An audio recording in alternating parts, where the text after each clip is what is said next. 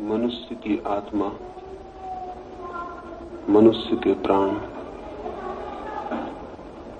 निरंतर ही परमात्मा को पाने के लिए आतुर हैं। लेकिन किस परमात्मा को, कैसे परमात्मा को, उसका कोई अनुभव, उसका कोई आकार, उसकी कोई दिशा मनुष्य को ज्ञात नहीं है। सिर्फ एक छोटा सा अनुभव है जो मनुष्य को ज्ञात है और जो परमात्मा की झलक दे सकता है। वो अनुभव प्रेम का अनुभव है। और जिसके जीवन में प्रेम की भी कोई झलक नहीं है, उसके जीवन में परमात्मा के आने की कोई संभावना नहीं। न तो प्रार्थनाएं परमात्मा तक पहुंचा सकती हैं, न धर्म शास्त्र पहुंचा सकते हैं, न मंदिर मस्जिद पहुंचा सकते हैं, न कोई संगठन हिंदू और मुसलमानों के और ईसाइयों और पारसियों के पहुंचा सकते हैं। एक ही बात परमात्मा तक पहुंचा सकती है और वो ये है कि प्राणों में प्रेम की ज्योति का जन्म हो जाए। मंदिर और मस्जिद तो प्रेम की ज्योति को बुझाने का काम करते रहे। जिन्हें हम धर्म गुरु कहें, वे मनुष्य को मनुष्य से तोड़ने के लिए जहर फैलाते रहे। जिन्हें हम धर्म शास्त्र कहें, वे घृणा और हिंसा के आधार और माध्यम बन गए। और जो परमात्मा तक पहुंचा सकता था, वो प्रेम अत्यंत उपेक्षित, अत्यंत निग्लेक्टेड, जीवन के रास्ते के किनारे कहीं अंधेरे में पड़ा रह गया। इसलिए 5000 वर्षों से आदमी प्रार्थनाएं कर रहा है, 5000 वर्षों से आदमी भजन पूजन कर रहा है, 5000 वर्षों से मंदिरों और मस्जिदों की मूर्तियों के सामने सिर टेक रहा है, लेकिन परमात्मा की कोई झलक मनुष्यता को उपलब्ध नहीं हो सकी। परमात्मा की कोई किरण मनुष्य के भीतर अवतरित नहीं हो सकी। कोरी प्रार्थनाएं हाथ में रह गई हैं और आदमी रोज रोज नीचे गिरता गया है, रोज रोज अंधेरे में भटकता गया। आनंद के केवल सपने हाथ में रह गए हैं, सच्चाइयां अत्यंत दुखपूर्ण होती चली गई। और आज तो आदमी करीब करीब ऐसी जगह खड़ा हो गया है जहां उसे ये ख्याल भी लाना असंभव होता जा रहा है कि परमात्मा भी हो सकता है। क्या आपने कभी सोचा कि ये घटना कैसे घट गई? क्या नास्तिक इसके लिए जिम्मेवार हैं कि लोगों की आकांक्षा और अभीप्सा ने परमात्मा की दिशा की तरफ जाना बंद कर दिया है? क्या वे लोग इसके लिए जिम्मेवार हैं, वैज्ञानिक और भौतिकवादी और मेटीरियलिस्ट? उन्होंने परमात्मा के द्वार बंद कर दिए? नहीं, परमात्मा के द्वार इसलिए बंद हो गए हैं कि परमात्मा का एक ही द्वार था, प्रेम, और वो प्रेम की तरफ हमारा कोई ध्यान ही नहीं रहा है। और भी अजीब और कठिन और आश्चर्य की बात यह हो गई है कि तथाकथित धार्मिक लोगों ने ही मिलजुल के प्रेम की हत्या कर दी और मनुष्य के जीवन को इस भांति सुव्यवस्थित करने की कोशिश की गई है कि उसमें प्रेम की किरण की संभावना ही न रह जाए। नारी समाज की इस बैठक में मैं इस प्रेम के संबंध में थोड़ी सी बात कहना चाहता हूं,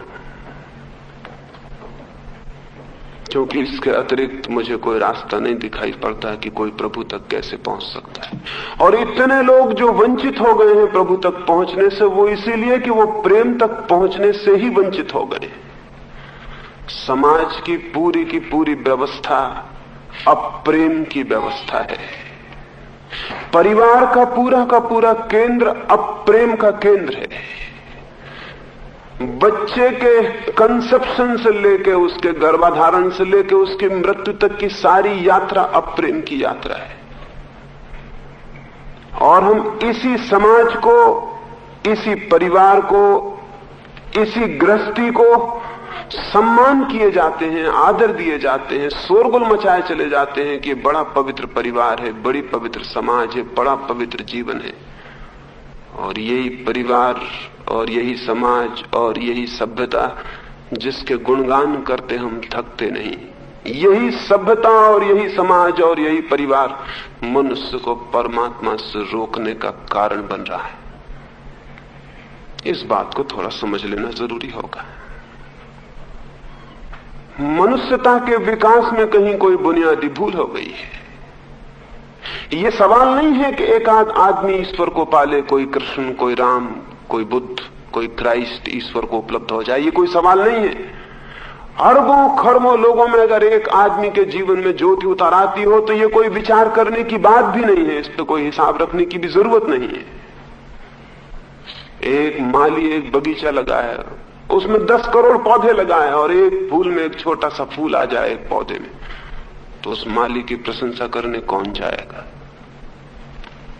कौन कहेगा कि माली तू बहुत कुशल है, तूने जो बगीचा लगाया बहुत अद्भुत है, देख 10 करोड़ वृक्षों में एक फूल खिल गया है। हम कहेंगे कि ये माली की कुशलता का सबूत नहीं है ये फूल खिल जाना, माली की भूल चूक से खिल गया होगा, क्योंकि बाकी सारे पेड़ खबर दे रहे हैं कि माली कितना कुशल है। ये इंस्पाइट, ये माली के बावजूद खिल गया होगा फूल। माली कोशिश की होगी कि न खिल पाए, क्योंकि सारे पौधे तो खबर दे रहे हैं कि माली के फूल कैसे खिले हुए हैं। अरबों लोगों के बीच कभी एक आध आदमी के जीवन में ज्योति जल जाती है और हम उसी का शोरगुल मचाते रहते हैं हजारों साल तक, उसी की पूजा करते रहते हैं, उसी के मंदिर बनाते रहते हैं, उसी का गुणगान करते रहते हैं। अब तक हम रामलीला कर रहे हैं, अब तक बुद्ध की जयंती मना रहे हैं, अब तक महावीर की पूजा कर रहे हैं, अब तक क्राइस्ट के सामने घुटने टेक के बैठे हुए हैं। ये किस बात का सबूत है? ये इस बात का सबूत है कि 5000 साल में 5-6 आदमियों के अतिरिक्त आदमियत के जीवन में परमात्मा का कोई संपर्क नहीं हो सका है। नहीं तो कभी का हम भूल गए होते राम को, कभी के हम भूल गए होते बुद्ध को, कभी का हम भूल गए होते महावीर को। महावीर को हुए 2500 साल हो गए। 2500 साल में कोई आदमी नहीं हुआ कि महावीर को हम भूल सकते। महावीर को याद रखना पड़ा, वो एक फूल खिला था, वो अब तक हमें याद रखना पड़ा। ये कोई गौरव की बात नहीं है कि हम तो अब तक स्मृति है बुद्ध की, महावीर की, कृष्ण की, राम की, मोहम्मद की या क्राइस्ट की या जुरुस्तर की। ये इस बात का सबूत है कि आदमी होते ही नहीं कि उनको हम बुला सके। बस 2-4 इने गिने नाम अटके रह गए हैं मनुष्य जाति की स्मृति में, और उन नामों के पास भी हमने क्या किया है सिवाय उपद्रव के, हिंसा के। और उनकी पूजा करने वाले लोगों ने क्या किया है सिवाय आदमी के जीवन को नरक बनाने के, और क्या किया है? मस्जिदों मंदिर के पुजारियों ने और पूजकों ने जमीन पर जितनी हत्या की है और जितना खून बहाया है और जीवन को जितना ऐद किया है उतना किसी ने भी नहीं किया है।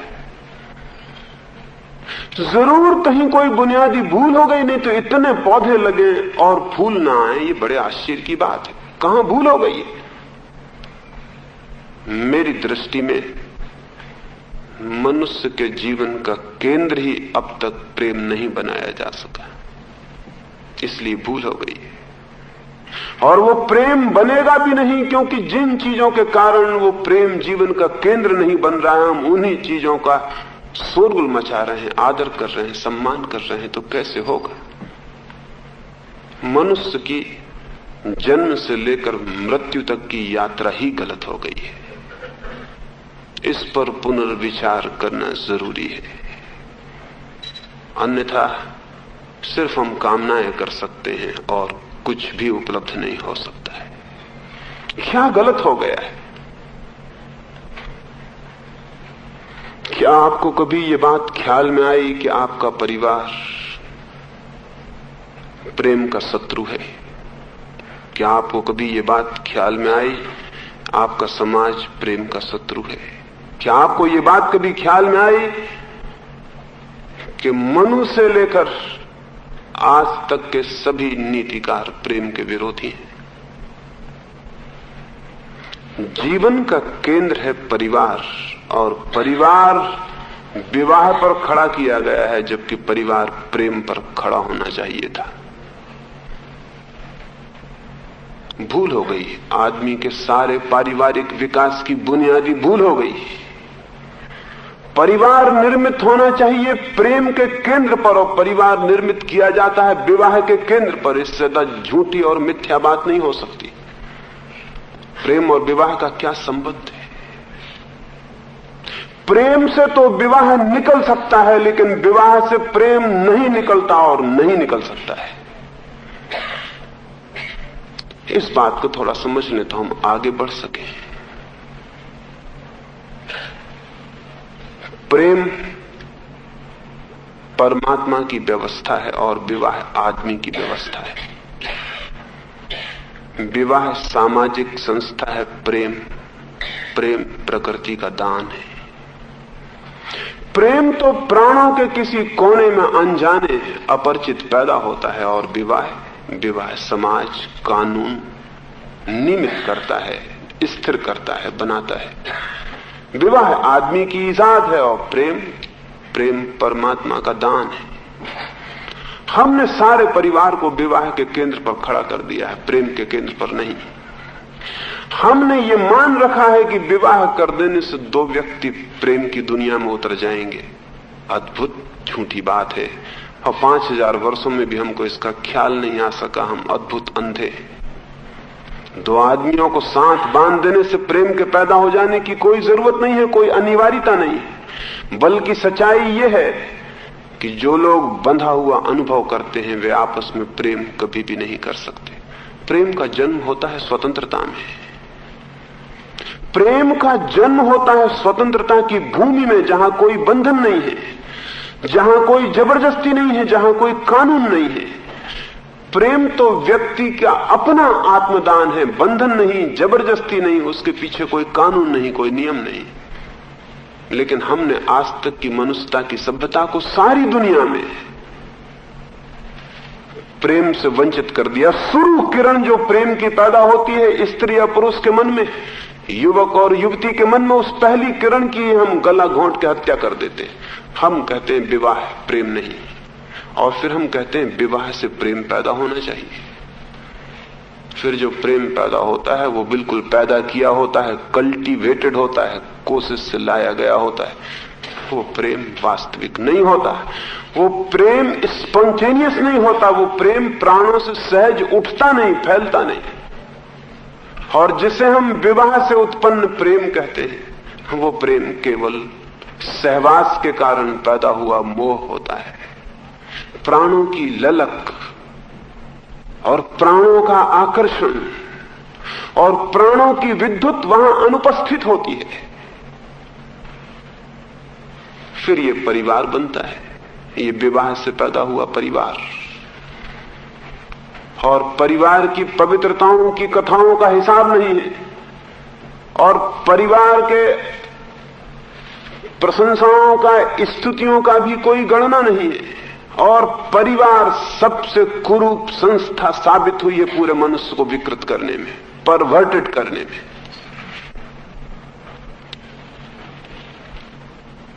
प्रेम से शून्य परिवार मनुष्य को विकृत करने में, अधार्मिक करने में, हिंसक बनाने में सबसे बड़ी संस्था साबित हुई। प्रेम से शून्य परिवार से ज्यादा अगली और कुरूप कुछ भी नहीं है, और वही अधर्म का अड्डा बना हुआ है। क्यों? जब एक बार एक युवक और युवती को हम विवाह में बांध देते हैं बिना प्रेम के, बिना आंतरिक परिचय के, बिना एक दूसरों के प्राणों के संगीत के, जब हम केवल धागों में और पंडित के मंत्रों में और वेदी की पूजा में और थोथे उपक्रम में उनको विवाह में बांध देते हैं, और फिर आशा करते हैं उनको सांस छोड़ के कि उनके जीवन में प्रेम पैदा हो जाएगा। प्रेम पैदा नहीं होता, सिर्फ उनके संबंध कामुक होते हैं, सेक्सुअल होते हैं, कोई संबंध नहीं होते। और जब उनका प्रेम पैदा नहीं हो पाता है, क्योंकि प्रेम पैदा किया नहीं जा सकता, प्रेम पैदा हो जाए तो दो व्यक्ति साथ जुड़ के परिवार का निर्माण कर सकते हैं। लेकिन दो व्यक्तियों को परिवार के निर्माण के लिए जोड़ दिया जाए और फिर आशा की जाए कि प्रेम पैदा हो जाए, ये नहीं हो सकता। और जब प्रेम पैदा नहीं होता है तो क्या परिणाम घटित होते हैं आपको पता है। एक एक परिवार कलह, जिसको गृहस्थी हम कहते हैं, वो संघर्ष, कलह, द्वेष, ईर्षा और 24 घंटे के उपद्रव का अड्डा बना हुआ है।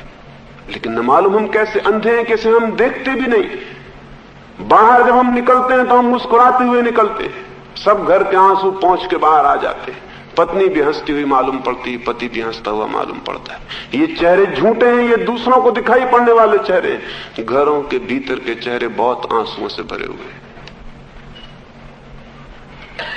24 घंटे कलह और संघर्ष में जीवन बीत रहा है। फिर इस कलह और संघर्ष के परिणाम होंगे, 2 परिणाम होंगे। एक तो परिणाम यह होगा कि प्रेम के अतिरिक्त किसी व्यक्ति के जीवन में फुलफिलमेंट, आत्म तृप्ति नहीं उपलब्ध होती। प्रेम जो है वो व्यक्तित्व की तृप्ति का चरम बिंदु है, और जब प्रेम नहीं मिलता तो व्यक्तित्व हमेशा अनफुलफिल्ड, हमेशा अधूरा, बेचैन, तड़पता हुआ, मांग करता हुआ कि मुझे पूर्ति चाहिए, हमेशा बेचैन तड़पता हुआ रह जाता है। ये तड़पता हुआ व्यक्तित्व समाज में अनाचार पैदा करता है, क्योंकि ये तड़पता हुआ व्यक्तित्व प्रेम को खोजने निकलता है। विवाह में प्रेम नहीं मिलता, वो विवाह के अतिरिक्त प्रेम को खोजने की कोशिश करता है। वेश्याएं पैदा होती हैं विवाह के कारण। विवाह है रूट, विवाह है जड़ वेश्याओं के पैदा होने की। और अब तक तो स्त्री वेश्याएं थी, अब तो सभ्य मुल्कों में पुरुष वेश्याएं, मेल प्रोस्टिट्यूट्स भी उपलब्ध हैं। वेश्या पैदा होगी क्योंकि परिवार में जो प्रेम उपलब्ध होना चाहिए था वो नहीं उपलब्ध हुआ है। आदमी दूसरे घरों में झांक रहा है उस प्रेम के लिए। वेश्याएं होंगी, और अगर वेश्याएं रोक दी जाएंगी तो दूसरे परिवारों में पीछे के द्वारों से प्रेम के रास्ते निर्मित होंगे। इसलिए तो सारे समाज ने यह तय कर लिया है कि कुछ वेश्याएं निश्चित कर दो ताकि परिवारों का आचरण सुरक्षित रहे। कुछ स्त्रियों को पीड़ा में डाल दो ताकि बाकी स्त्रियां पति व्रता बनी रहें और सती सावित्री बनी रहें। लेकिन जो समाज ऐसे अनैतिक उपाय खोजता है, वेश्या जैसा अनैतिक उपाय और क्या हो सकता, इससे ज्यादा और इमोरल क्या हो सकता है। जिस समाज को वेश्याओं जैसे अनैतिक संस्थाएं ईजाद करनी पड़ती हैं, जान लेना चाहिए कि वो पूरा समाज बुनियादी रूप से अनैतिक होगा, अन्यथा ये अनैतिक ईजादों की आवश्यकता नहीं थी। वेश्या पैदा होती है, अनाचार पैदा होता है, व्यभिचार पैदा होता है, तलाक पैदा होते हैं। नहीं तलाक होता, नहीं अनाचार होता, नहीं व्यभिचार होता तो घर एक 24 घंटे का मानसिक तनाव और एंजाइटी बन जाता है। सारी दुनिया में पागलों की संख्या बढ़ती गई है। ये पागल परिवार के भीतर पैदा होते हैं। सारी दुनिया में स्त्रियां हिस्टेरिक होती चली जा रही हैं, न्यूरोटिक होती चली जा रही हैं, विक्षिप्त उन्माद से भरती चली जा रही हैं, बेहोश होती हैं, गिरती हैं, चिल्लाती हैं, रोती हैं। पुरुष पागल होते चले जा रहे हैं। 1 घंटे में जमीन पर 1000 आत्महत्याएं हो जाती हैं। और हम चिल्लाए जा रहे हैं कि समाज हमारा बहुत महान है, ऋषि मुनियों ने इसे निर्मित किया है। और हम चिल्लाए जा रहे हैं कि बहुत सोच समझ के समाज के आधार रखे गए हैं। कैसे ऋषि मुनियों, कैसे ये आधार? अभी 1 घंटा में बोलूंगा तो इस बीच 1000 आदमी कहीं छुरा मार लेंगे, कोई ट्रेन के नीचे लेट जाएंगे, कोई जहर पी लेंगे। उन 1000 लोगों की जिंदगी कैसी होगी जो हर घंटे मरने को तैयार हो जाते हैं। और आप ये मत सोचना कि जो नहीं मरते हैं वो बहुत सुख में। कुल जमा कारण यह है कि वो मरने की हिम्मत नहीं जुटा पाते। सुख मुख का कोई भी सवाल नहीं है। कावर्ड्स हैं, कायर हैं, मरने की हिम्मत नहीं जुटा पाते तो जिए चले जाते हैं, धक्के खाए चले जाते हैं और जिए चले जाते हैं। सोचते हैं आज गलत है तो कल सब ठीक हो जाएगा, परसों सब ठीक हो जाएगा। लेकिन मस्तिष्क उनके रुग्ण होते चले जाते हैं। प्रेम के अतिरिक्त कोई आदमी कभी स्वस्थ नहीं हो सकता है। प्रेम जीवन में ना हो तो मस्तिष्क होगा रुग्ण, चिंता से भरेगा, तनाव से भरेगा। आदमी शराब पिएगा, नशे करेगा, कहीं जाके अपने को भूल जाना चाहेगा कि ये सब मैं भूल जाऊं। दुनिया में बढ़ती हुई शराब शराबियों के कारण नहीं है, परिवार उस हालत में ला दिया है लोगों को कि बिना बेहोश हुए थोड़ी देर के लिए भी राहत मिलना मुश्किल हो गई है। तो लोग शराब पीते चले जाएंगे, लोग बेहोश पड़े रहेंगे, लोग हत्या करेंगे, लोग पागल हो जाएंगे। अमेरिका में प्रतिदिन 30 लाख आदमी अपना मानसिक इलाज करवा रहे हैं, और ये सरकारी आंकड़े हैं। और आप भली भांति जानते हैं सरकारी आंकड़े कभी भी सही नहीं होते। 30 लाख सरकार कहती है तो कितने लोग इलाज करा रहे होंगे ये कहना मुश्किल है। और जो अमेरिका की हालत है वो सारी दुनिया की हालत है। आधुनिक युग के मनस्तत्वविद ये कहते हैं कि करीब करीब 4 आदमियों में 3 आदमी एबनॉर्मल हो गए हैं। 4 आदमियों में 3 आदमी रुग्ण हो गए हैं, स्वस्थ नहीं है। तो जिस समाज में 4 आदमियों में 3 आदमी मानसिक रूप से रुग्ण हो जाते हो, उस समाज की फाउंडेशंस को, उसकी बुनियादों को फिर से सोच लेना जरूरी है।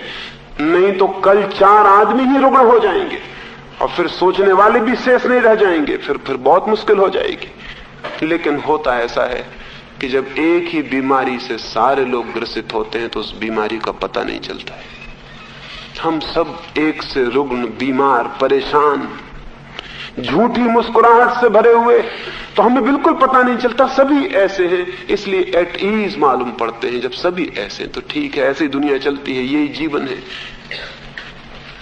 और जब इतनी पीड़ा दिखाई पड़ती तो हम ऋषि मुनियों के वचन दोहराते हैं कि वो तो ऋषि मुनियों ने पहले कह दिया कि जीवन दुख है।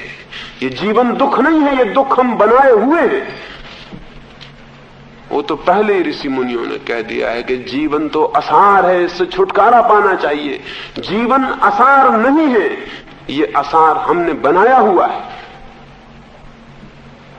और जीवन से छुटकारा पाने की बातें सब 2 कौड़ी की हैं, क्योंकि जो आदमी जीवन से छुटकारा पाने की कोशिश करता है वो प्रभु को कभी उपलब्ध नहीं हो सकता, क्योंकि जीवन प्रभु है, जीवन परमात्मा है। जीवन में परमात्मा ही तो प्रकट हो रहा है। उससे जो भागेगा दूर वो परमात्मा से ही दूर चला जाएगा। लेकिन जब एक ही बीमारी पकड़ती है पता नहीं चलता। एक गांव में ऐसा हुआ, एक जादूगर आया और उसने कुएं में एक पुड़िया डाल दी और कहा कि इस कुएं का जो भी पानी पिएगा वो पागल हो जाए। उस गांव में 2 ही कुएं थे, एक गांव का कुआं था और एक राजा के महल का कुआं था। शाम तक गांव के लोगों को पानी पीना पड़ा, वो सब पागल हो गए। सिर्फ राजा, उसकी रानी, उसके वजीर पागल नहीं हुए, क्योंकि उनका अपना अलग कुआं था। वजीर बहुत खुश थे, रानी बहुत नाचती थी, राजा बहुत प्रसन्न था कि हम बच गए, हमारा अलग कुआं है।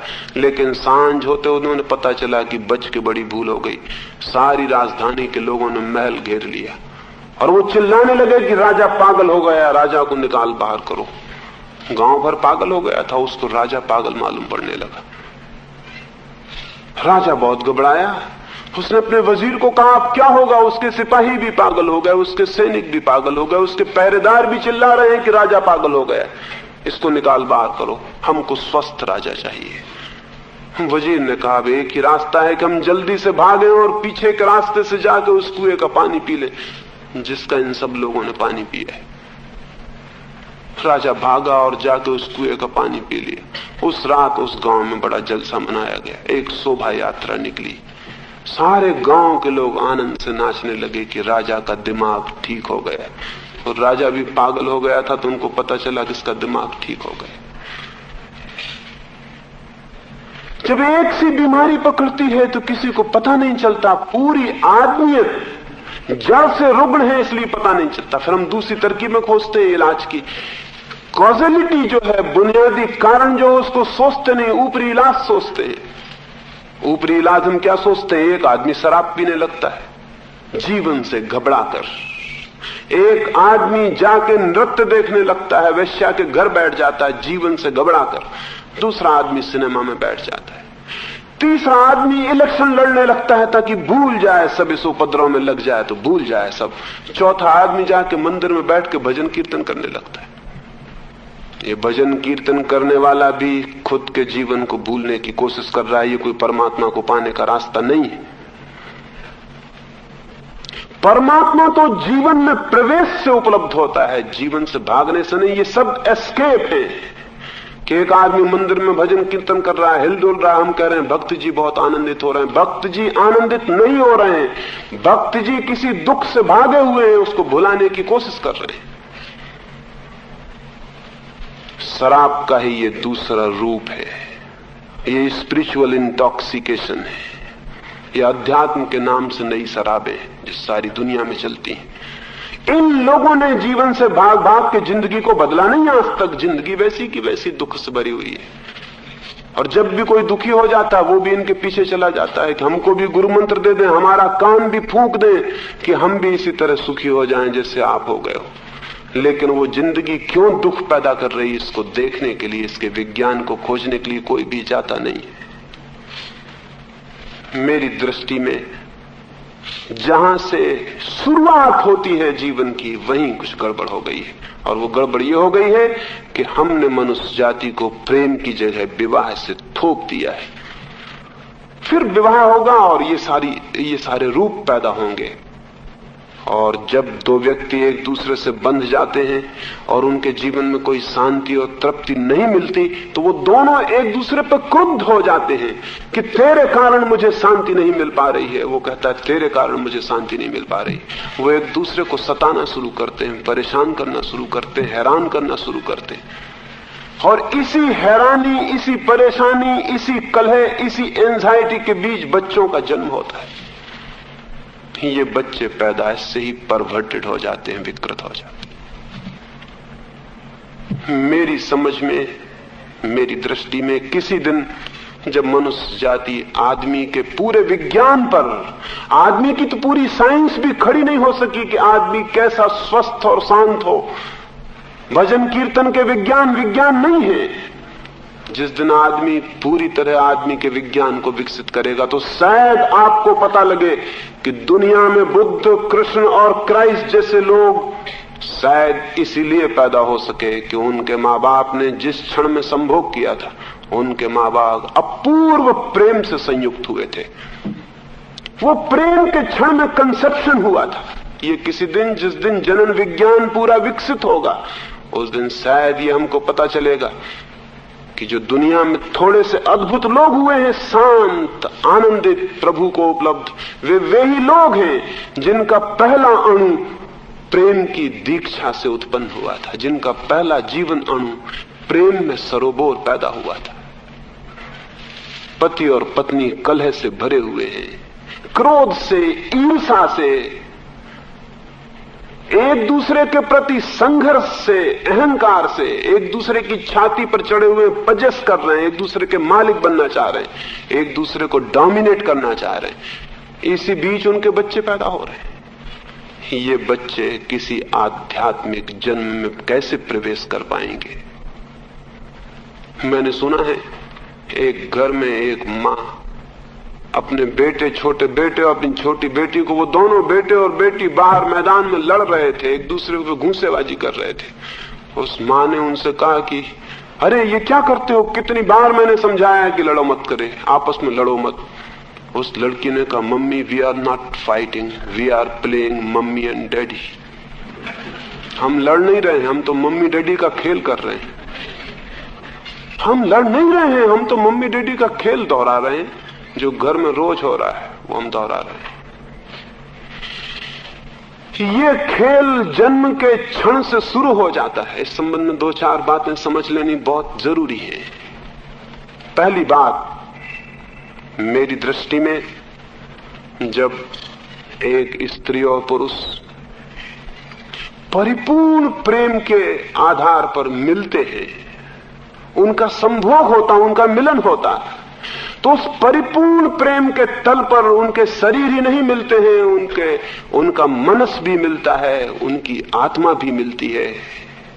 वे एक लयपूर्ण संगीत में डूब जाते हैं, वे दोनों विलीन हो जाते हैं और शायद परमात्मा ही शेष रह जाता उस क्षण में। और उस क्षण जिस बच्चे का गर्भाधान होता है, वो बच्चा परमात्मा को उपलब्ध हो सकता है, क्योंकि प्रेम के क्षण का पहला कदम उसके जीवन में उठा लिया गया। लेकिन जो माँ बाप, जो पति और पत्नी आपस में द्वेष से भरे हैं, घृणा से भरे हैं, क्रोध से भरे हैं, कलह से भरे हैं, वे भी मिलते हैं लेकिन उनके शरीर ही मिलते हैं, उनके आत्मा और प्राण नहीं मिलते। और उनके शरीर के ऊपरी मिलन से जो बच्चे पैदा होते हैं वो अगर मटेरियलिस्ट पैदा होते हो, शरीरवादी पैदा होते हो, सेक्सुअल पैदा होते हो, बीमार और रुग्ण पैदा होते हो, उनके जीवन में अगर कोई आत्मा की प्यास पैदा ना होती हो, तो दोष मत देना उन बच्चों पर। बहुत दिया जा चुका ये दोष देना उन माँ बाप पर जिनकी छवि लेकर वो जन्मते हैं और जिनके सब अपराध और जिनकी सब बीमारियां लेके जन्मते हैं और जिनका सब क्रोध और घृणा लेके जन्मते हैं। जन्म के साथ ही उनका पौधा विकृत हो जाता है, परवर्षण शुरू हो जाता है। फिर इनको पिलाओ गीता, इनको समझाओ कुरान, इनसे कहो कि प्रार्थना करो, सब झूठी हो जाती हैं, क्योंकि प्रेम का बीज ही शुरू नहीं हो सका तो प्रार्थना कैसे शुरू हो सकती है। जब एक स्त्री और पुरुष परिपूर्ण प्रेम और आनंद में मिलते हैं तो वो मिलन एक स्पिरिचुअल एक्ट हो जाता है, एक आध्यात्मिक कृत्य हो जाता है। फिर उसका सेक्स से कोई संबंध नहीं है। वो मिलन फिर कामुक नहीं है, वो मिलन शारीरिक नहीं है। वो मिलन इतना अनूठा है, वो उतना ही महत्वपूर्ण है जितनी किसी योगी की समाधि। उतना ही महत्वपूर्ण है वो मिलन जब दो आत्माएं परिपूर्ण प्रेम से संयुक्त होती हैं, और उतना ही पवित्र है वो कृत्य, क्योंकि परमात्मा उसी कृत्य से जीवन को जन्म देता है और जीवन को गति देता है। लेकिन तथाकथित धार्मिक लोगों ने, तथाकथित झूठे समाज ने, तथाकथित झूठे परिवार ने अब तक यही समझाने की कोशिश की है कि सेक्स, काम, यौन अपवित्र है, घृणित है। हद पागलपन की बातें। अगर यौन घृणित है और अपवित्र है तो सारा जीवन अपवित्र हो गया और घृणित हो गया। अगर सेक्स पाप है तो सारा जीवन पाप हो गया, पूरे जीवन कंडेम्ड हो गया। और अगर जीवन ही पूरा कंडेम्ड हो जाएगा तो कैसे प्रसन्न लोग उपलब्ध होंगे, कैसे प्रेम करने वाले लोग उपलब्ध होंगे, कैसे सच्चे लोग उपलब्ध होंगे। जब जीवन ही पूरा का पूरा पाप है तो सारी रात अंधेरी हो गई। अब इसमें प्रकाश की किरण कहां से लानी पड़ेगी। तो मैं आपको कहना चाहता हूं, एक नए मनुष्यता के जन्म के लिए सेक्स की पवित्रता, सेक्स की धार्मिकता स्वीकार करनी अत्यंत आवश्यक है, क्योंकि जीवन उससे जन्मता है। परमात्मा उसी कृत्य से जीवन को जन्माता है, और परमात्मा ने जिसको जीवन का शुरुआत बनाया है वो पाप नहीं हो सकता, लेकिन आदमी ने उसे पाप कर दिया है। जो चीज प्रेम से रहित है वो पाप हो जाती है, जो चीज प्रेम से शून्य है वो पाप हो जाती है। आदमी की जिंदगी में प्रेम नहीं रहा, इसलिए सिर्फ सेक्सुअलिटी रह गई, सिर्फ यौन रह गया। वो यौन पाप हो गया। वो यौन का पाप नहीं है, वो हमारे प्रेम के अभाव का पाप है, और उस पाप से सारा जीवन शुरू होता है। फिर ये बच्चे पैदा होते हैं, फिर ये बच्चे जन्मते हैं। और स्मरण रहे, जो पत्नी अपने पति को प्रेम की है उसके लिए पति परमात्मा हो जाता है। शास्त्रों के समझाने से नहीं होती ये बात। जो पति अपनी पत्नी को प्रेम किया है उसके लिए पत्नी भी परमात्मा हो जाती है, क्योंकि प्रेम किसी को भी परमात्मा बना देता है। जिसकी तरफ मेरी आंखें प्रेम से उठती हैं वही परमात्मा हो जाता है। परमात्मा को कोई और अर्थ नहीं है। प्रेम की आंख सारे जगत में धीरे धीरे परमात्मा को देखने लगती, लेकिन जो एक में ही नहीं देख पाता वो सारे जगत में देखने की बातें करता हो तो वो बातें झूठी हैं, उन बातों का कोई आधार और अर्थ नहीं है। रामानुज एक गांव में गए थे और उस गांव में एक युवक उनके पास आया और कहने लगा मुझे परमात्मा को पाना है। रामानुज ने उसे नीचे से ऊपर तक देखा और कहा तूने कभी प्रेम किया? वो युवक कहने लगा प्रेम, ऐसी सांसारिक बातों से मैं हमेशा दूर रहा हूं, मैंने कभी कोई प्रेम नहीं किया, मुझे तो परमात्मा को पाना है। रामानुज ने कहा थोड़ा सोच के देख, कभी किसी को प्रेम किया हो, किसी को भी? उसने कहा आप क्यों प्रेम की बातें कर रहे हैं, मैंने कभी किसी को प्रेम नहीं किया, मुझे तो परमात्मा को पाने का रास्ता बताइए। रामानुज की आंखों में आंसू आ गए और उन्होंने कहा मेरे बेटे, तू किसी और के पास जा, मैं तुझे परमात्मा का रास्ता न बता सकूंगा। क्योंकि जिसने कभी एक को भी प्रेम नहीं किया उसके जीवन में परमात्मा की कोई शुरुआत ही नहीं हो सकती। क्योंकि प्रेम के ही क्षण में पहली दफा कोई व्यक्ति परमात्मा हो जाता है। वो पहली झलक है प्रभु की। फिर उसी झलक को आदमी बढ़ाता है, बढ़ाता है, बढ़ाता है। एक दिन वो झलक पूरी हो जाती, सारा जगत उसी रूप में रूपांतरित हो जाता है। लेकिन जिसने पानी की बूंद नहीं देखी वो कहता है मुझे सागर चाहिए। वो कहता है पानी की बूंद को मुझसे कोई मतलब नहीं, पानी की बूंद का मैं क्या करूंगा, मुझे तो सागर चाहिए।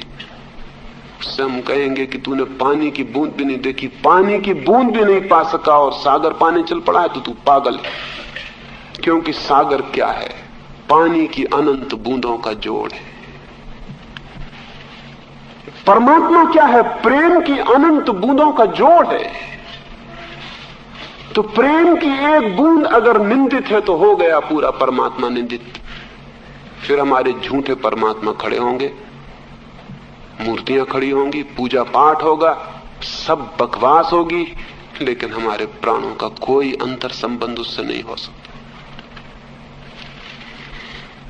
लेकिन और ये भी ध्यान में रख लेना जरूरी है कि जब कोई स्त्री अपने पति को प्रेम करती है, अपने प्रेमी को प्रेम करती है और प्रेम के कारण उससे बंधती है, समाज के कारण नहीं, उनका विवाह है, उनका सहवास प्रेम से निकलता है, तो ही वो मां बन पाती है। ठीक अर्थों में बच्चे पैदा कर लेने से कोई मां नहीं बनता। मां बनने का अर्थ बच्चे पैदा करना नहीं। बच्चे पैदा कर लेने से कोई मां नहीं बन जाता। मां तो कोई तभी बनती है स्त्री, और पिता तभी कोई पुरुष बनता है जब उन्होंने एक दूसरे को प्रेम किया हो।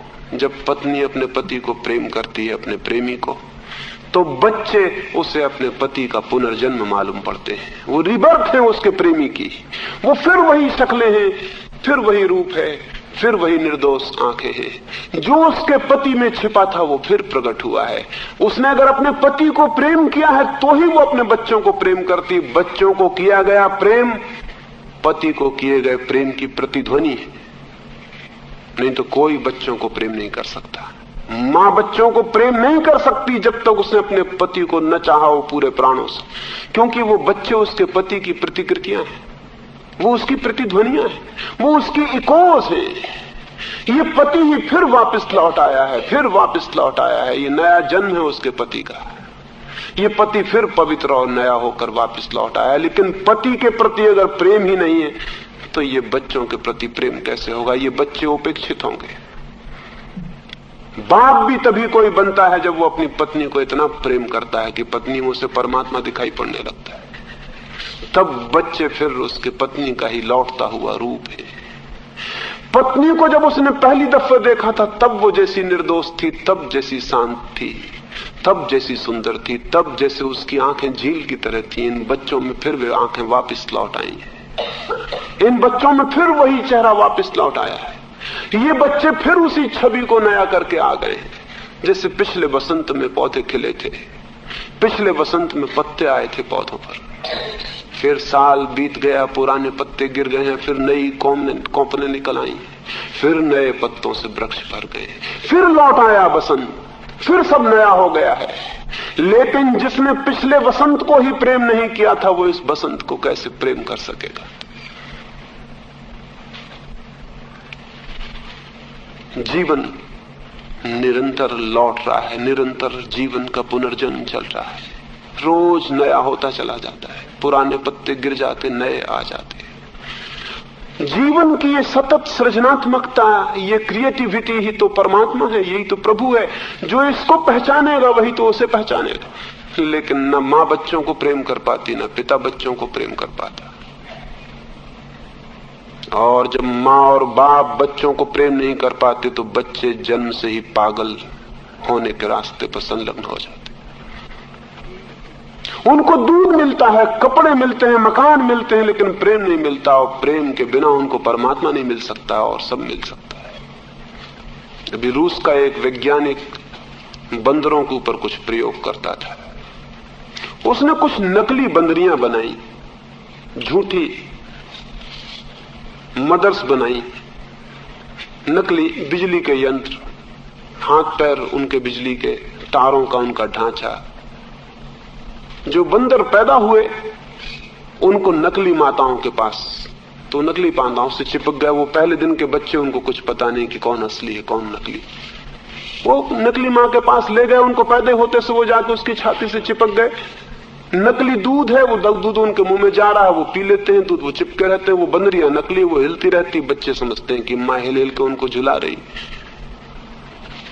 ऐसे 20 बंदर के बच्चों को नकली माँ के पास पाला गया, उनको अच्छा दूध दिया गया, माँ ने उनको पूरी तरह हिलाया डुलाया, माँ कूदती है फांदती है सब करती है।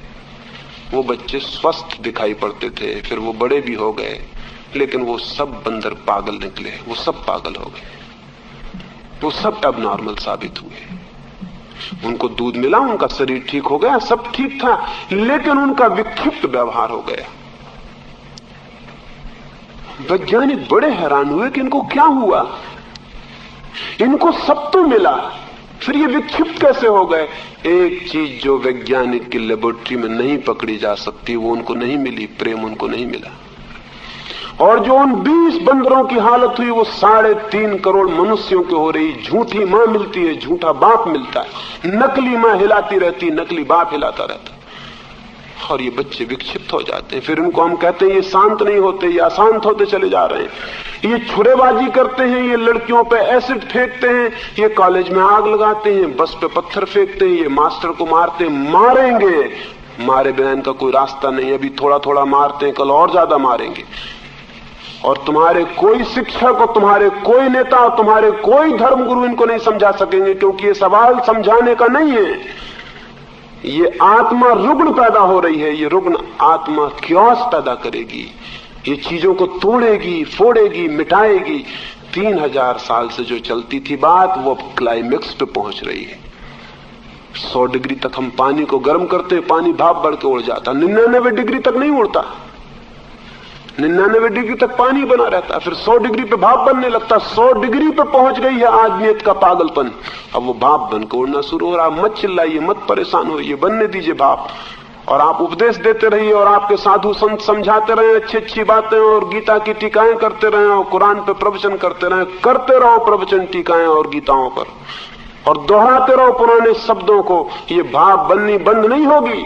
ये भाप बंद तब होगी जब जीवन की पूरी प्रक्रिया को हम समझेंगे कि कहीं कोई भूल हो रही, कहीं कोई बुनियादी भूल हो रही, और वो कोई आज की भूल नहीं है, 4000 5000 साल की भूल है। क्लाइमेक्स पे पहुंच गई, इसलिए मुश्किल खड़ी हो जा रही है। ये प्रेम से रिक्त बच्चे जन्मते हैं और प्रेम से रिक्त हवा में पाले जाते हैं। फिर यही नाटक ये दोहराएंगे, they will play mummy and daddy, वो फिर बड़े हो जाएंगे, फिर वो यही नाटक दोहराएंगे, वो भी विवाह में बांधे जाएंगे, क्योंकि समाज प्रेम को आज्ञा नहीं देता। न मां पसंद करती है उसकी लड़की किसी को प्रेम करे, न बाप पसंद करता है कि उसका बेटा किसी को प्रेम करे, न समाज पसंद करता है कोई किसी को प्रेम करे।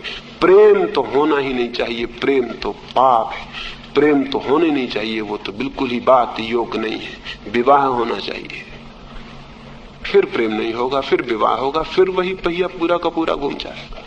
आप कहेंगे कि जहां प्रेम होता है वहां भी कोई बहुत अच्छी हालत तो नहीं मालूम होती, नहीं मालूम होगी, क्योंकि प्रेम जिस भांति आप देते हैं मौका, प्रेम एक चोरी की तरह होता है, प्रेम एक सीक्रेसी की तरह होता है, प्रेम एक अपराध की तरह होता है। प्रेम करने वाले डरते हुए प्रेम करते हैं, घबराए हुए प्रेम करते हैं, चोर की तरह प्रेम करते हैं, अपराधी की तरह प्रेम करते हैं, और सारा समाज उनके विरोध में, सारे समाज की आंख उन पर लगी हुई, सारे समाज के विद्रोह में वो प्रेम करते हैं। ये प्रेम भी स्वस्थ नहीं है, प्रेम के लिए स्वस्थ हवा नहीं है, इसके परिणाम भी अच्छे नहीं हो सकते। प्रेम के लिए समाज को हवा पैदा करनी चाहिए, मौका पैदा करना चाहिए, अवसर पैदा करना चाहिए, प्रेम की शिक्षा दी जानी चाहिए, प्रेम की दीक्षा दी जानी चाहिए, प्रेम की तरफ बच्चों को विकसित किया जाना चाहिए, क्योंकि वही उनके जीवन का आधार बनेगा, वही उनके पूरे जीवन की केंद्र बनेगा। उसी केंद्र से उनका जीवन विकसित होगा, उसकी कोई बात नहीं, उससे हम दूर खड़े रहते हैं, आंख बंद किए खड़े रहते हैं। न मां बच्चों से प्रेम की बात करती, न बाप। न कोई उन्हें सिखाता कि प्रेम जीवन का आधार है, न उन्हें कोई निर्भय बनाता कि तुम प्रेम के जगत में निर्भय होना, न कोई उनसे कहता कि जब तक तुम्हारा किसी से प्रेम ना हो तब तक तुम विवाह मत करना, क्योंकि वो विवाह गलत होगा, झूठा होगा, पाप होगा, वो सारी कुरूपता की जड़ होगा और सारी मनुष्यता को पागल करने का कारण होगा। तो एक बात आपसे कहना चाहता हूं, अगर मनुष्य जाति को परमात्मा के निकट लाना है तो पहला काम परमात्मा की बात मत करिए, मनुष्य जाति को प्रेम के निकट ले आइए। जरूर जोखिम के काम है, न मालूम कितने खतरे हो सकते हैं, समाज की बनी बनाई व्यवस्था में न मालूम कितने परिवर्तन करने पड़ सकते, लेकिन मत करिए परिवर्तन, तो ये समाज अपने ही हाथ मौत के किनारे पहुंच गया, ये मर जाएगा, ये बच नहीं सकता।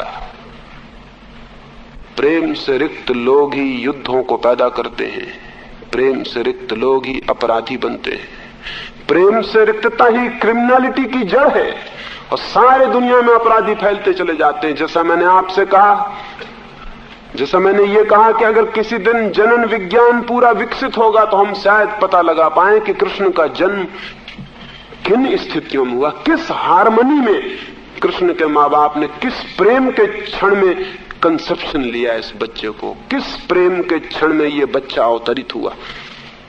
तो शायद हमें दूसरी तरफ ये भी पता चल जाए कि हिटलर किस अप्रेम के क्षण में पैदा हुआ होगा, मुसोलिनी किस क्षण में पैदा हुआ होगा, तैमूर लंग चंगेज खान किस अवसर पर पैदा हुए होंगे। हो सकता है ये पता चले कि चंगेज खान दो संघर्ष, घृणा और क्रोध से भरे माँ बाप से पैदा हुआ हो, जिंदगी भर फिर वो क्रोध से भरा हुआ है, वो जो ओरिजिनल मोमेंटम है क्रोध का वो उसको जिंदगी भर दौड़ाए चला जा रहा है।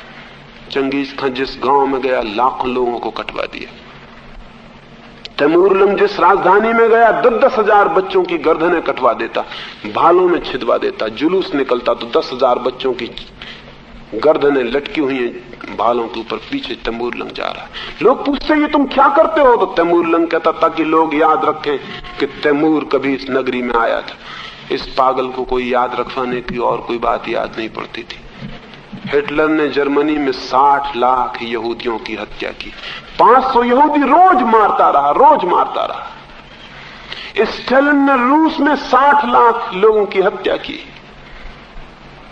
जरूर इनके जन्म के साथ कोई गड़बड़ हो गई, जरूर ये जन्म के साथ ही पागल पैदा हुए, न्यूरोसिस इनके जन्म साथ इनके खून में आई और फिर वो इनको फैलाती चली गई। और पागलों में बड़ी ताकत होती है और पागल कब्जा कर लेते हैं और पागल दौड़ के हावी हो जाते हैं धन पर, पद पर, यश पर और सारी दुनिया को विकृत करते हैं। पागल ताकतवर होता है। ये जो पागलों ने दुनिया बनाई है, ये दुनिया तीसरे महायुद्ध के करीब आ गई। सारी दुनिया मरेगी। पहले महायुद्ध में 3.5 करोड़ लोगों की हत्या की गई, दूसरे महायुद्ध में 7.5 करोड़ लोगों की हत्या की गई। अब तीसरे में कितनी की जाएगी? मैंने सुना है आइंस्टीन जब मर के भगवान के घर पहुंच गया तो भगवान ने आइंस्टीन से पूछा कि मैं बहुत घबराया हुआ हूं, तीसरे महायुद्ध के संबंध में कुछ बताओ, क्या होगा? आइंस्टीन ने कहा तीसरे के बाबत कहना मुश्किल है, मैं चौथे के संबंध में कुछ जरूर बता सकता हूं। हाँ, भगवान ने कहा तीसरे के बाबत नहीं बता सकते, चौथे के बाबत कैसे बताओगे? आइंस्टीन ने कहा एक बात बता सकता हूं चौथे के बाबत कि चौथा महायुद्ध कभी नहीं होगा, क्योंकि तीसरे में सब आदमी समाप्त हो जाएंगे, चौथे के होने की कोई संभावना नहीं। और तीसरे के बाबत कुछ भी कहना मुश्किल है। 3.5 अरब पागल आदमी क्या करेंगे तीसरे महायुद्ध में? कुछ नहीं कहा जा सकता क्या स्थिति होगी। प्रेम से वियुक्त मनुष्य एकमात्र दुर्घटना है।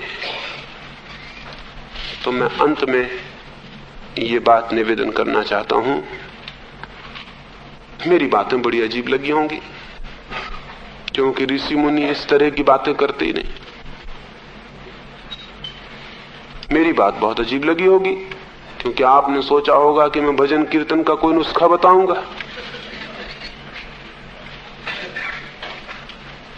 आपने सोचा होगा कि मैं कोई माला फेरने की तरकीब बताऊंगा। आपने सोचा होगा मैं कोई आपको ताबीज दे दूंगा जिसको बांध के आप परमात्मा से मिल जाएं। ऐसी कोई बात मैं आपको नहीं बता सकता हूं। ऐसे बताने वाले सब बेईमान धोखेबाज हैं। समाज को उन्हीं ने बर्बाद किया है। समाज की जिंदगी को समझने के लिए उसके मनुष्य के पूरे विज्ञान को समझना जरूरी है। परिवार को, दंपति को, समाज को, उसकी पूरी पूरी व्यवस्था को समझना जरूरी है कि कहीं क्या गड़बड़ हो रहा है। वो गड़बड़ के बाबत एक ही बात मैंने आपसे कही, जान के मैंने कही क्योंकि ये स्त्रियों की सभा थी। जान के मैंने ये कही क्योंकि स्त्रियां परिवार का, समाज का केंद्र है। उनके हाथ में बड़ी ताकत है, उनके हाथ में पूरी जिंदगी है। वे पत्नियां भी हैं, वे मां भी हैं, वे बहन भी हैं।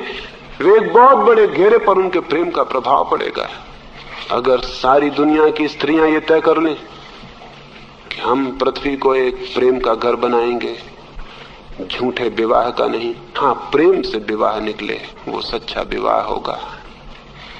हम सारी दुनिया को प्रेम का एक घर बनाएंगे। कितनी ही कठिनाई होगी, मुश्किलें होंगी, अव्यवस्था होगी, उसको संभालने का हम कोई उपाय खोजेंगे, विचार करेंगे। लेकिन दुनिया से हम ये अप्रेम का जो जाल है इसको तोड़ देंगे और प्रेम की एक दुनिया बनाएंगे, तो शायद पूरी मनुष्य जाति बच सकती है और स्वस्थ हो सकती है। और मैं आपको ये कहता हूं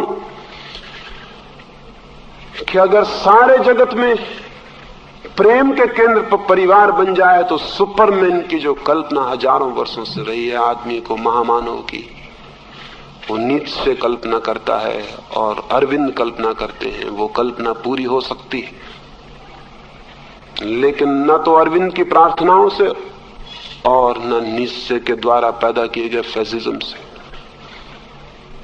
वो सपना पूरा हो सकता है अगर पृथ्वी पर हम प्रेम की प्रतिष्ठा को वापस लौटा लाएं, अगर प्रेम जीवन में वापस लौट आए, सम्मानित हो जाए, आदर से भर जाए, अगर प्रेम एक आध्यात्मिक मूल्य ले ले, तो नए मनुष्य का निर्माण हो सकता है, नई संतति का, नई पीढ़ियों का, नए आदमी का।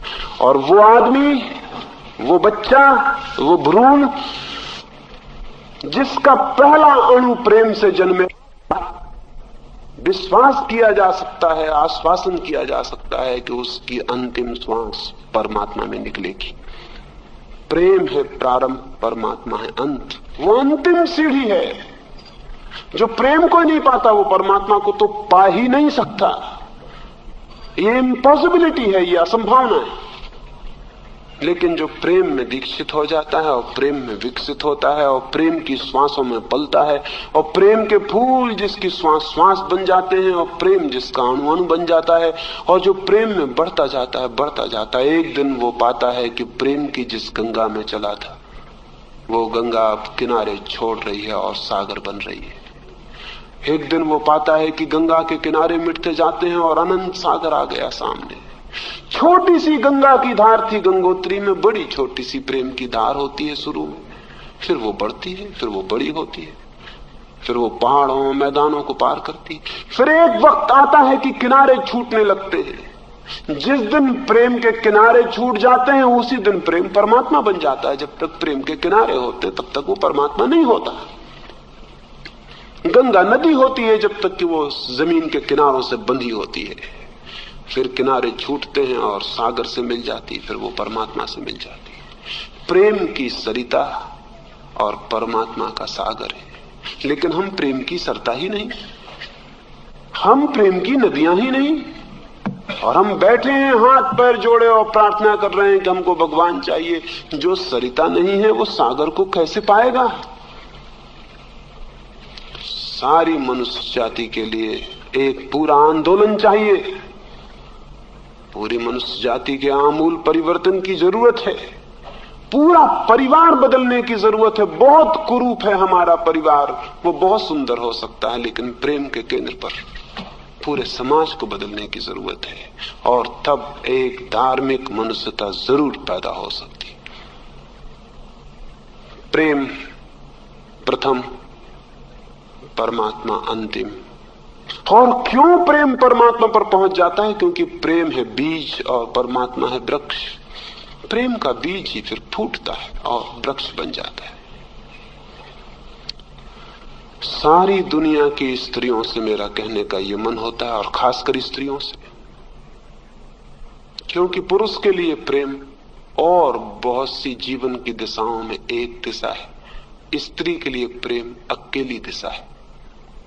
पुरुष के लिए प्रेम और बहुत से जीवन आयामों में एक आयाम है, एक डायमेंशन है, उसके और डायमेंशन भी हैं व्यक्तित्व के, लेकिन स्त्री का एक ही डायमेंशन है, एक ही दिशा है, वो प्रेम है। स्त्री पूरी प्रेम है, पुरुष प्रेम भी है और दूसरी चीजें भी है।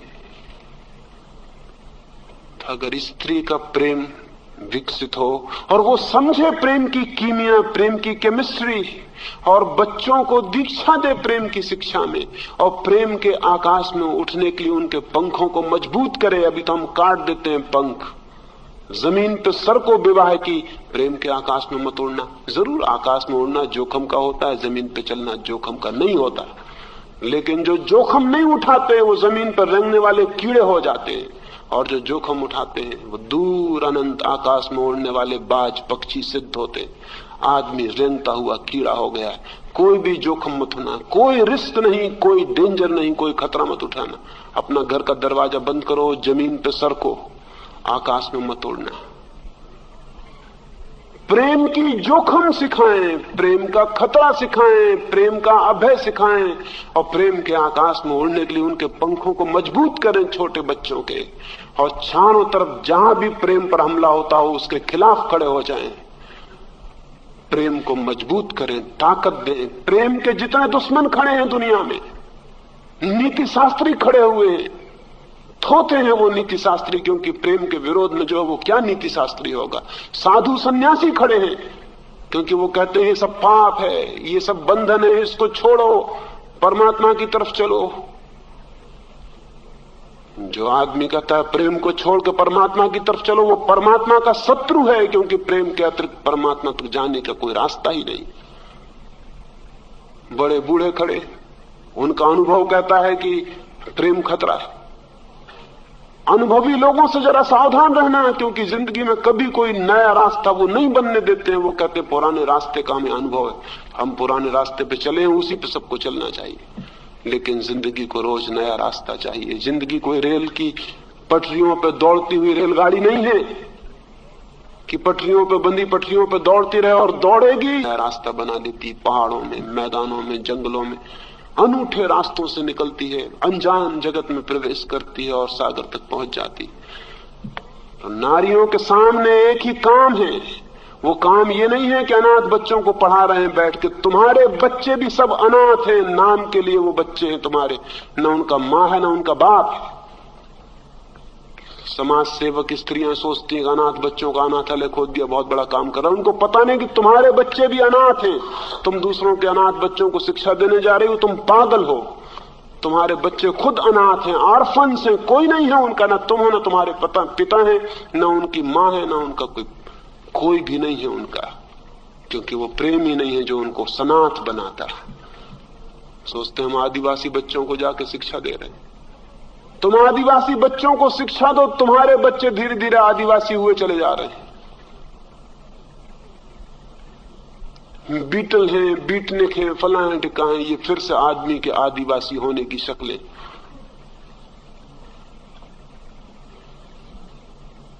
तुम सोचती हो, स्त्रियां सोचती हो कि जाएं और सेवा करें और फला करें, टिका करें। जिस समाज में प्रेम नहीं है उस समाज में सेवा कैसे हो सकती है? सेवा तो प्रेम की सुगंध है। इसलिए मैं तो एक ही बात आज कहना चाहता हूं, और इस संबंध में बहुत से प्रश्न आपके मन में जरूर उठे होंगे, उठने चाहिए।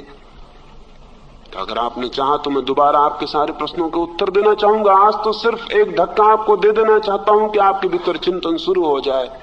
हो सकता है मेरी बातें आपको बुरी लगे तो बहुत अच्छा है। हो सकता है मेरी बातों से आपको चोट लगे, तिलमिलाहट पैदा हो। भगवान करे जितनी ज्यादा हो जाए उतना अच्छा है, क्योंकि कुछ सोच विचार पैदा होगा। हो सकता है मेरी सब बातें गलत हों, इसलिए मेरी बात मान लेने की कोई भी जरूरत नहीं है। लेकिन मैंने जो कहा उस पर आप सोचना। मैं फिर दोहरा देता हूं, 2-4 सूत्रों में मैंने क्या कहा और अपनी बात पूरी किए देता हूं।